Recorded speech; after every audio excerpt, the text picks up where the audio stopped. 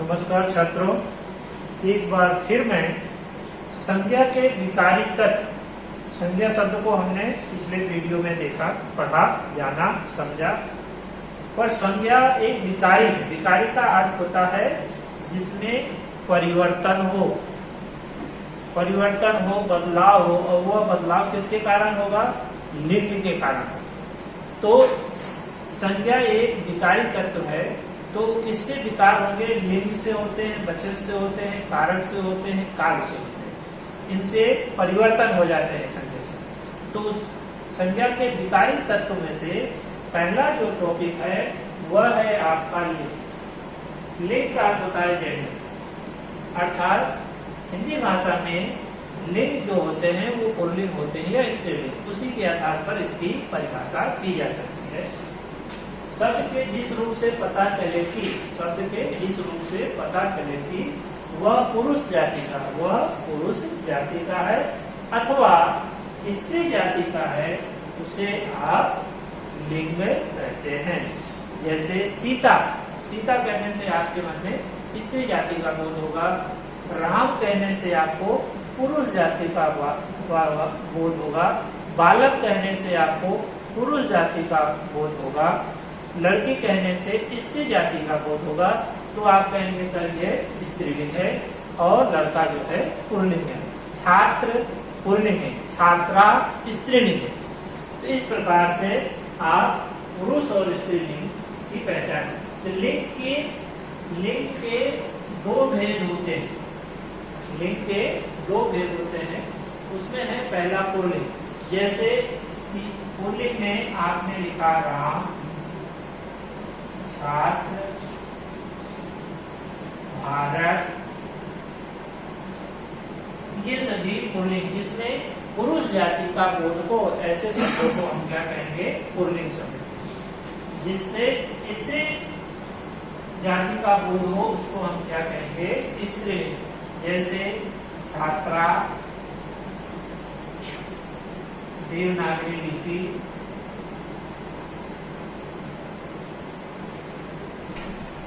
गंगा, यमुना, नदियों के नाम, तो वो स्त्रीलिंग। अब पुल्लिंग जो है देशों के नाम जो होते हैं, जैसे चीन, जापान, केरला या भारत, ये देशों के नाम। सागरों के नाम, हिंद महासागर, अरब सागर। पेड़ के नाम, पीपल, महुआ। धातु के नाम, इसमें चांदी अपवाद है, सोना, पीतल, परंतु चांदी जो है वो स्त्रीलिंग। ग्रह के नाम, पृथ्वी अपवाद है, सूर्य, चंद्र। महीनों के नाम, जनवरी, फरवरी।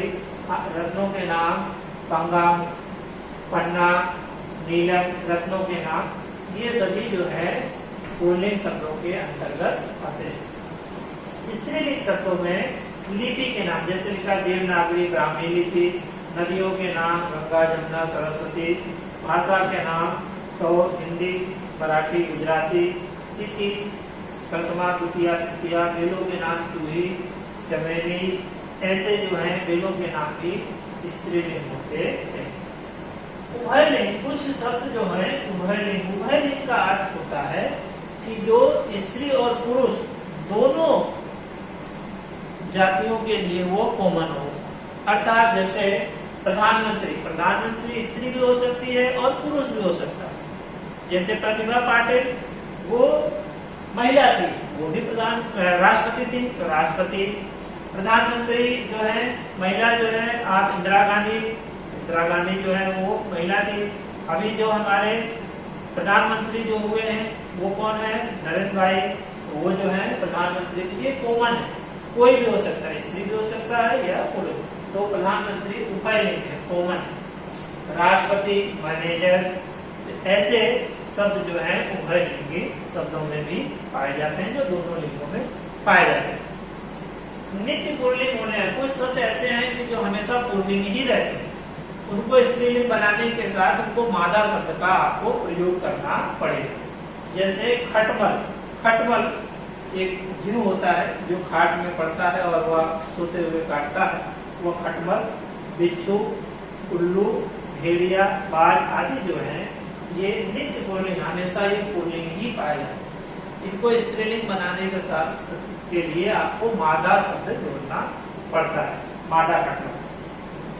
उसी तरह नित्य स्त्रीलिंग शब्द, कुछ शब्द ऐसे हैं जो हमेशा स्त्रीलिंग, सदैव स्त्रीलिंग ही रहते हैं, जैसे मछली, छिपकली, मक्खी, चील, तितली, ये हमेशा स्त्रीलिंग शब्दों में ही प्रयोग होते हैं। को पुल्लिंग बनाने के लिए नर मछली, नर छिपकली, नर मक्खी, ऐसे शब्दों का प्रयोग किया जाता है। अब विद्यार्थी यह प्रश्न आता है कि आपको लिंग बदलने के लिए, लिंग परिवर्तन के लिए कुछ नियम बताए गए हैं। जैसे आ जोड़कर, आ, बड़ा आ जोड़कर, तो बड़ा आ में जैसे छात्र है तो उसमें आ जोड़ेंगे छात्रा, आ जोड़कर। फिर है ई जोड़कर, ई जोड़कर जैसे चाचा, चाचा शब्द है तो उसका ई जोड़ोगे तो हो जाएगा चाची, तो स्त्रीलिंग हो गया। फिर देकर इया जोड़कर, इया जोड़कर जैसे बेटा है, इया जोड़ोगे तो हो जाएगा क्या, बिटिया, तो वो स्त्रीलिंग शब्द हो गया। नी जोड़कर, तो चोर है तो उसमें नी जोड़ोगे तो हो जाएगा चोरनी। फिर इन जोड़कर, इन जोड़कर जैसे लुहार है तो लुहारिन। इनी जोड़कर, वनवासी है तो वनवासिनी। आइन जोड़कर लाला है तो ललाइन। फिर आनी जोड़कर जेठ है तो जेठानी, सेठ है तो सेठानी। अक जोड़कर पाठक है तो पाठिका, या इका जोड़, अक है तो इका जोड़ेंगे, अक है जैसे पाठक अक है तो उसमें इका जोड़ेंगे तो पाठिका। मान को मति बना करके, जैसे श्रीमान है तो उसका स्त्रीलिंग हो जाएगा श्रीमती। ता को त्री बनाकर, जैसे विधाता, तो उसका स्त्रीलिंग होगा विधात्री, विधाता विधात्री। कर्ता कर्त्री, दाता दात्री। और कुछ शब्दों का रूप बदल जाता है उसका, जैसे वर है तो उसका वधु, विद्वान है तो विदुषी, वीर है तो वीरांगना, कवि है तो कवित्री, फूफा है तो बुआ। ऐसे शब्दों से लिंग परिवर्तन किए जाते हैं।